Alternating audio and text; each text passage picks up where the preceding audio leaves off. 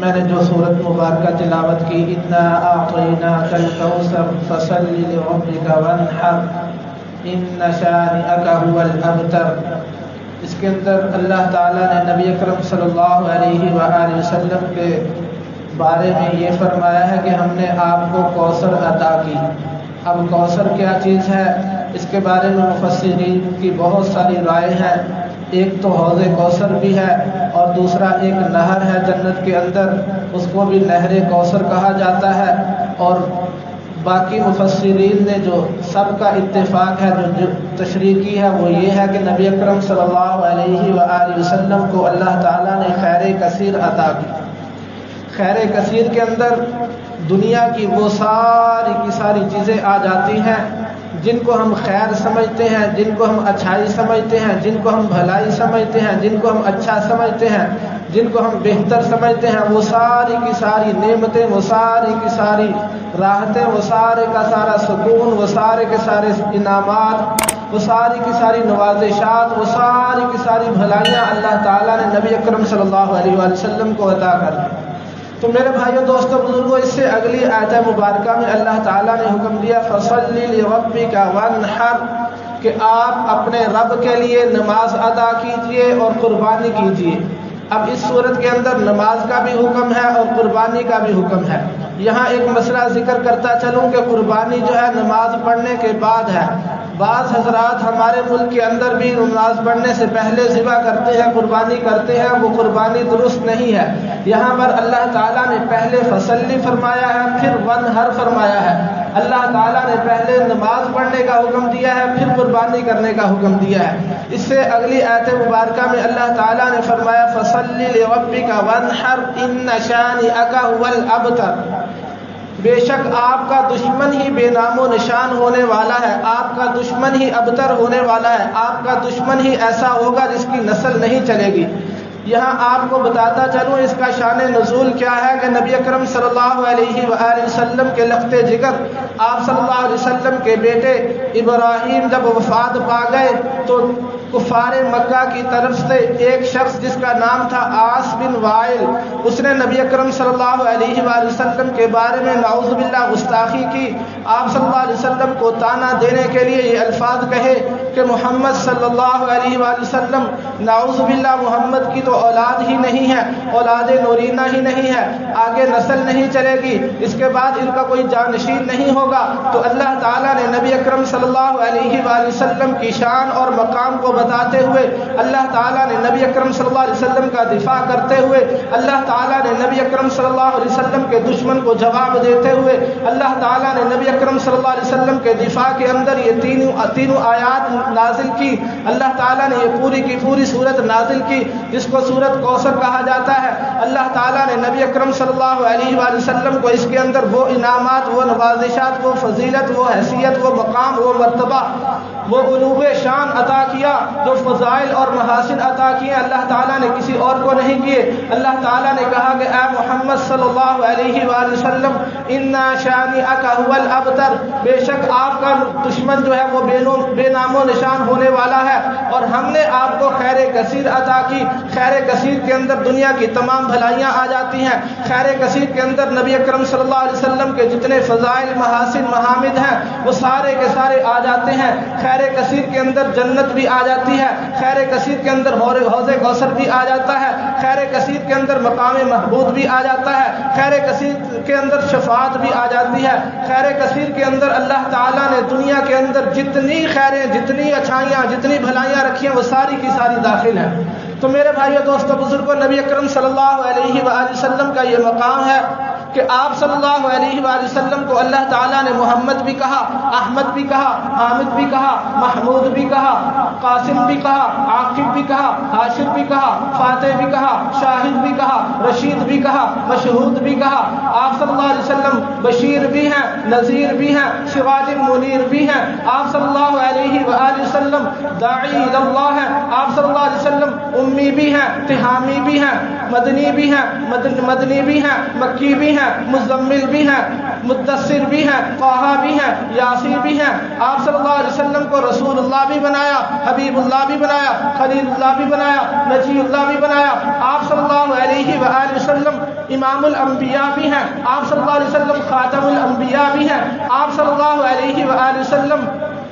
قائد الانبیاء بھی ہیں، خطیب الانبیاء بھی ہیں، آپ صلی اللہ علیہ وسلم شمس الضحیٰ ہیں، بدر الدجا ہیں، خیر الورا ہیں، نور الہدا ہیں، آپ صلی اللہ علیہ وسلم مجتبی بھی ہیں، مصطفیٰ بھی ہیں، مرتضیٰ بھی ہیں، ساقی کوثر بھی ہیں، شافی معشر بھی ہیں، نافع و اسود و احمر بھی ہیں، آپ صلی اللہ علیہ وسلم فخر کون مکاں ہیں، محبوب رب دو جہاں ہیں، آپ صلی اللہ علیہ وسلم کا یہ مقام بھی ہے کہ آپ فاتح عالم ہیں، آپ رہبر دو عالم ہیں، آپ سرور دو عالم ہیں، آپ روح دو عالم ہیں، آپ جان دو عالم ہیں، آپ صلی اللہ علیہ وسلم کو اللہ تعالیٰ نے یہ مقام بھی عطا کیا کہ آپ مبدأ کائنات ہیں، آپ منشأ کائنات ہیں، آپ سب تاج کائنات ہیں، آپ اصل کائنات ہیں، آپ مخزن کائنات ہیں، آپ وجہ تخلیق کائنات ہیں، آپ ارفع درجات ہیں، اکمل البرکات ہیں، افضل المخلوقات ہیں، مقصد حیات ہیں، منبع فیوزات ہیں، آپ صلی اللہ علیہ وسلم خلاصہ موجودات ہیں۔ نبی اکرم صلی اللہ علیہ وآلہ وسلم کو اللہ تعالیٰ نے یہ تمام کتاب علوم شان عطا کی ہیں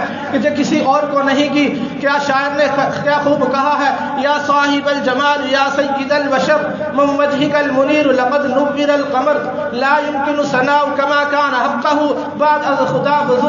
بزرگ توئی قصہ مختصر۔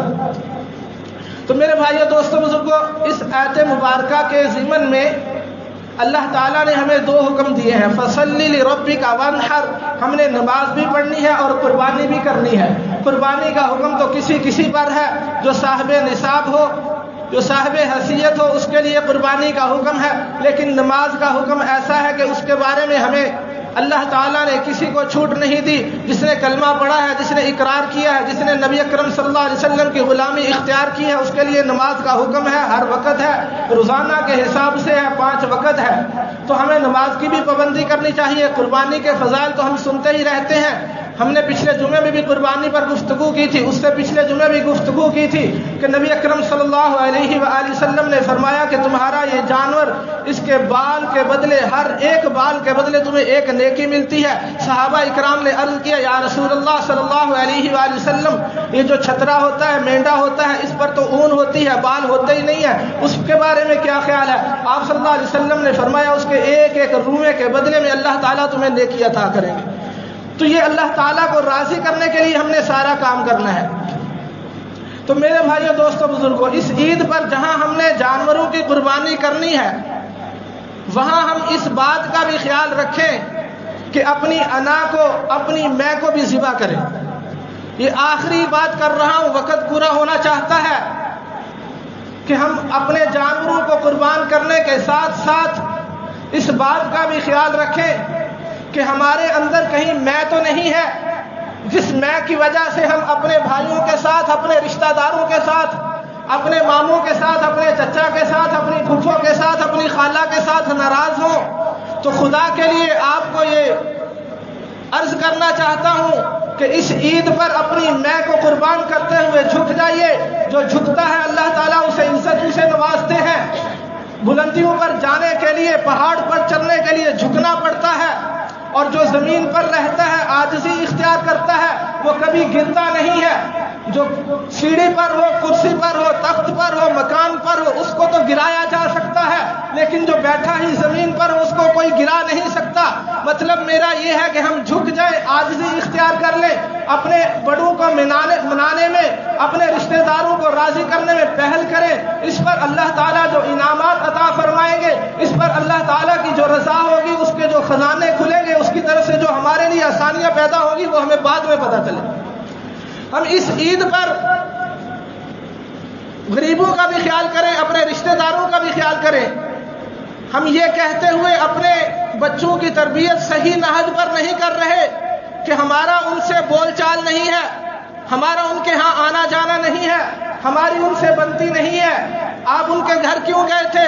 یہ بچوں کے اندر ہم اپنے رشتہ داروں کے بارے میں زہر گھول رہے ہیں، نفرتیں بھر رہے ہیں، اور نفرتیں تو پہلے ہی بہت ہیں۔ ہم محبتوں کو پروان چڑھائیں۔ نبی اکرم صلی اللہ علیہ وسلم سراپا محبت تھے۔ آپ صلی اللہ علیہ وسلم کا پیغام امن کا پیغام ہے۔ آپ صلی اللہ علیہ وسلم نے محبت کا پیغام دیا ہے۔ ہم بھی محبتوں کو عام کریں۔ کہیں چپکلش ہو گئی ہے تو کوئی بات نہیں، جھک جائیں۔ آپ صلی اللہ علیہ وسلم نے جھکنے کے جو فضائل ہمیں بتائے ہیں، وہ اتنے زیادہ ہیں کہ آپ اگر ان کو پرکھنے لگے، دیکھنے لگے تو ایک کتاب بن سکتی ہے۔ تو میرے بھائیوں، دوستوں، بزرگوں، اس موقع پر ہم یوں بھی نہ کہیں کہ چلے کوئی بات نہیں، انہوں نے ہمارے ساتھ ایسا کیا ہے، وہ ہمارے رشتہ دار بھی ہو سکتے ہیں، محلے والے بھی ہو سکتے ہیں، ہمسائے بھی ہو سکتے ہیں، گاؤں کے قریبی بھی ہو سکتے ہیں، خاندان والے بھی ہو سکتے ہیں۔ ہم اپنے بچوں کو یوں بھی نہ کہیں کہ وہ تو ہمارے ساتھ یوں کرتے ہیں، چلو کوئی نہیں تم گوشت دے آؤ، چل کوئی نہیں تم گوشت دے آؤ۔ یہ بھی کہنے کی ضرورت نہیں ہے۔ آگے بڑھ کر اخلاص والا معاملہ، خلوص والا معاملہ، پہل والا معاملہ یہ کریں کہ وہ ہمارے رشتہ دار ہیں، وہ آپ کے رشتہ دار ہیں، وہ آپ کے ماموں ہیں، آپ کے چچا ہیں، آپ کی پھپھو ہے، آپ کی خالہ ہے، ان کا حق پہلے بنتا ہے، جاؤ بیٹا ان کے گھر کو گوشت دے کر آؤ۔ تو میرے بھائیوں، دوستوں، بزرگوں، ہم جب اس نہج پر، اس طریقے پر اپنے بچوں کی تربیت کریں گے اور اس طریقوں کو لے کر چلیں گے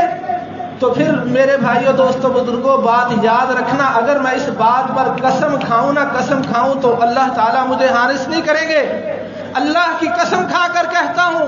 جو شخص اپنے رشتوں کو ترجیح دیتا ہے، تقسیم وراثت کا مسئلہ ہو، جائیداد کا مسئلہ ہو، زمین کا مسئلہ ہو، یہ شخص، ایک بھائی جو ہے اپنے والدین کو ترجیح دے رہا ہے، اپنے بھائی کو ترجیح دے رہا ہے، رشتے کو نبھا رہا ہے، اپنی بہنوں کا خیال کر رہا ہے، دوسرا جائیداد کے پیچھے پڑا ہوا ہے، دوسرا زمین کے پیچھے پڑا ہوا ہے، تیسرا دولت کے پیچھے پڑا ہوا ہے، یہ جو رشتے کو ترجیح دے رہا ہے، اللہ تعالیٰ اس کو دنیا اور آخرت کی عزتیں نوازیں گا۔ اللہ تعالیٰ اس کو دنیا اور آخرت کے اندر چمکا کر دکھائیں گے۔ ایسی سینکڑوں مثالیں آپ کے سامنے ہیں، میرے سامنے ہیں، میں بھی جانتا ہوں، آپ بھی جانتے ہیں۔ تو میرا اس عید پر یہی پیغام ہے کہ ہم اپنے رشتوں کو نبھانا سیکھیں، جھک جانا سیکھیں، عاجزی اختیار کریں۔ ہماری گردنوں کے اندر جو رعونت اور فرعونیت کا تکبر بنا ہوا ہے اس کو نکال پھینکیں، اور جہاں ہم نے اپنے جانوروں پر چھری چلانی ہے، جہاں ہم نے اپنے جانوروں کو ذبح کرنا ہے اللہ کی رضا کے لیے، اپنی میں کو بھی ذبح کریں۔ اگر کوئی ایسا ہو گیا ہے، کسی سے کچھ ہو گئی ہے، تلخی ہو جاتی ہے، رشتہ داروں کے ہاں آپس میں ہو جاتی ہے، بھائیوں میں بھی ہو جاتی ہے، آپس میں ایک دوسرے کو راضی کرنے کی کوشش کریں۔ اللہ کی رضا بھی اسی میں ہے، نبی اکرم صلی اللہ علیہ وسلم کی رضا بھی اسی میں ہے۔ تو اسی پیغام کے ساتھ میں اپنی گفتگو کو ختم کرتا ہوں۔ اللہ تعالیٰ مجھے اور آپ کو صحیح معنوں میں عید کے مسائل کو جان کر، جانوروں کو ذبح کرنے کے مسائل کو جان کر، ذبح کے مسائل کو جان کر، جانوروں کی قربانی کے بارے میں اگر کسی کو کوئی ڈاؤٹ ہو، کسی نے کوئی مسئلہ پوچھنا ہو تو وہ پوچھ سکتا ہے، وہ فون پہ بھی پوچھ سکتا ہے، بعد میں بھی پوچھ سکتا ہے۔ تو ذبح کے حوالے سے، چونکہ ابھی ذبح کا وقت قریب ہے، آخری بات عرض کر دیتا ہوں کہ ذبح کے اندر 4 رگیں ہوتی ہیں، جس کو حلقوم اور مری اور وجدان کہا جاتا ہے، اوزان بھی کہا جاتا ہے، وجدان بھی کہا جاتا ہے۔ یہ حلقوم اور مری یہ سانس کی اور خوراک کی نالیاں ہیں دونوں، ایک سانس والی نالی ہے، ایک خوراک والی نالی۔ یہ وجدان جو ہے یہ دونوں خون کی رگیں ہوتی ہیں جو سانس اور خوراک والی نالی کے سائڈ پہ ہوتی ہیں۔ ان چاروں میں سے 3 کا ذبح کرنا ضروری ہوتا ہے۔ جو مسئلے کی میں وضاحت کرنا چاہتا ہوں وہ یہ ہے کہ ہم ذبح کرتے ہوئے، ہمارے قصائی حضرات اور عام حضرات فوراً ذبح کرنے کے فوراً بعد اس کی نرگٹ جو ہوتی ہے، جس کو منکا کہتے ہیں، منکا کہتے ہیں، اس کو توڑ دیتے ہیں، چھری کی نوک اس کے اندر کھونپ دیتے ہیں، جس سے وہ جانور فوراً ٹھنڈا ہو جاتا ہے۔ ایسا کرنا مکروہ ہے، اس سے جانور کو بھی تکلیف ہوتی ہے، گوشت کے ذائقے کے اندر بھی فرق پڑتا ہے، اس کا خون صحیح طرح سے بہتا نہیں ہے، جو کہ خون نجس ہوتا ہے، حرام ہوتا ہے، اس لیے اس سے بچنا چاہیے۔ حلقوم، مری اور ودجان جو ہے، ان 4 رگوں میں سے 3 کا کٹ جانا ضروری ہے۔ جب یہ کٹ جائے تو اس کو ٹھنڈا ہونے دیں، اچھی طرح سے خون کو نکلنے دیں۔ جب خون نکل جائے پھر وہ جو ہے نا منکا، آپ اس کو کاٹ سکتے ہیں، توڑ سکتے ہیں، اس کی سری علیحدہ کرنا چاہیں تو کر سکتے ہیں، باقی کام کھال اتارنے والا جو ہے وہ بعد میں کیا جائے گا۔ اللہ تعالیٰ مجھے اور آپ کو مسائل کو سیکھ کر اس پر عمل کر